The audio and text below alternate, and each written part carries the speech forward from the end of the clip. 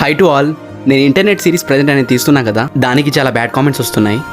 మెయిన్గా నేను చెప్పాల్సింది ఏంటంటే, ఇది ఒక అమ్మాయి లైఫ్లో జరిగిన రియల్ సిచ్యువేషన్. దాన్ని మేము డెవలప్ చేసి కన్వర్ట్ చేసి తీసాం ఈ సిరీస్ని. బట్ ఏంటంటే ఆ అమ్మాయి లైఫ్లో జరిగింది వేరే ఏ అమ్మాయి లైఫ్లో జరగకున్నదే ఈ కాన్సెప్ట్ ఇంటర్నెట్లో.